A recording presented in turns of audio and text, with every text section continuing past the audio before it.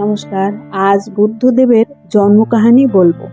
বুদ্ধদেব, যিনি তার সুন্দর বাণীর মাধ্যমে এবং জীবন চরিত্র মানব জীবনের পথকে শিক্ষণীয় আলোকে আলোকিত করে গেছেন, এই মহান ব্যক্তির জন্মকাহিনী বড়ই অদ্ভুত।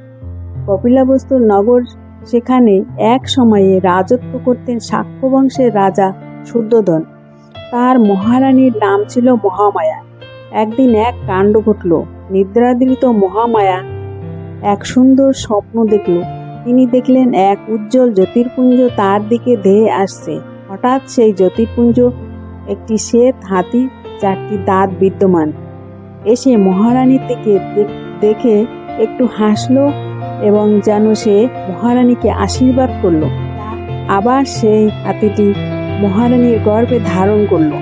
ঘুমের ঘরে মহারানীকে হাসতে দেখে মহারাজ রানীকে ডেকে তুললেন এবং ও অমন হাসির কারণ জিজ্ঞাসা করলেন। মহারানী সবিস্তারে বললেন তার স্বপ্ন দর্শনের কথা, আর বললেন যে তিনি অন্তর থেকে আনন্দিত।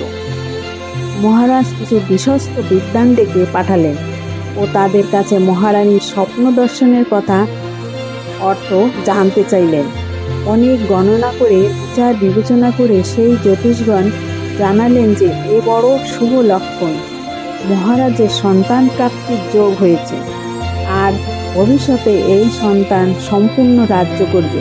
মহারাজ তো খুব খুশি। তিনি মহারানীর যত্নের কোনো ত্রুটি রাখলেন না। তারপর যখন সন্তান হওয়ার সময় হয়ে এলো, প্রথা অনুযায়ী মহারাজের অনুমতি নিয়ে তিনি দেবগৃহে নিজের পিতার গৃহে রওনা দিলেন। মহারানীর সঙ্গে গেলেন বহু সেবক সেবিকা। পথে যেতে যেতে যখন তারা লুম্বিনী বনে এসে পৌঁছলেন, মহারানী একটু বিশ্রামের জন্য থামলেন।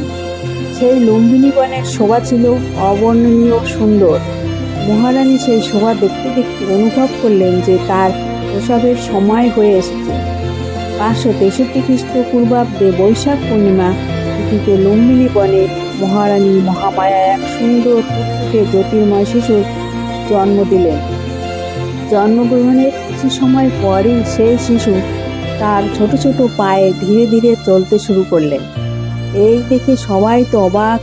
যাই হোক, এরপর সবাই ফিরে এলো কপিলাবস্তুর রাজভবনে। রাজ্যে খুশির সমারোহ। বেদান্তদের ডেকে মহারাজ নাম রাখলেন সিদ্ধার্থ। আবার বলা হয়ে থাকে গৌতম গোত্রে জন্ম হওয়ার কারণে আর তার এক নাম গৌতম।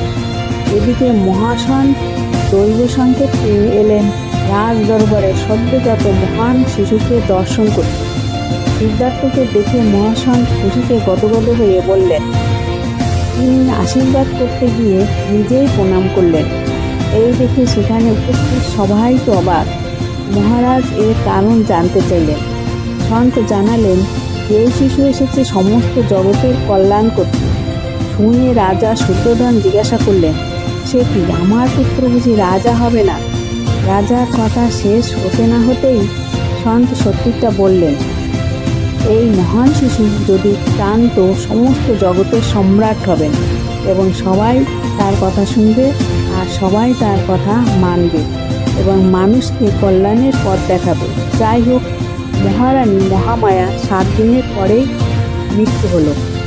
তারপর মহারানীর বোন গৌতমী সিদ্ধার্থকে যত্ন করে লালন পালন করছে। পরবর্তী সময়ে বিভিন্ন শাস্ত্র অস্ত্রবিদ্যায় পারদর্শী হন এবং যথাসময়ে সিদ্ধার্থের বিবাহ হয় রাজকুমারী যশোদারার সঙ্গে। তাদের একটি পুত্র সন্তান হয়, তার নাম হলো রাহুল। কিন্তু একদিন জরা ব্যাধি মৃত্যুর মধ্যে মানব জীবনকে জর্জরিত দেখে ভোগ বিলাসময় জীবন ত্যাগ করে বোধিলাভের দিকে অগ্রসর হওয়ার সিদ্ধান্ত নেন। বৈশাখ মাসের পূর্ণিমাকে বলে বুদ্ধ পূর্ণিমা এবং বুদ্ধ পূর্ণিমার বুদ্ধ জীবনের বিশেষ বিশেষ ঘটনাগুলি ঘটিত হয় এই বৈশাখ পূর্ণিমাতে। এই দিন গৌতম বুদ্ধের জন্মতিথি, আর যিনি বুদ্ধত্ব ও বোধিলাভ করেন এই বৈশাখ পূর্ণিমাতে। নমস্কার।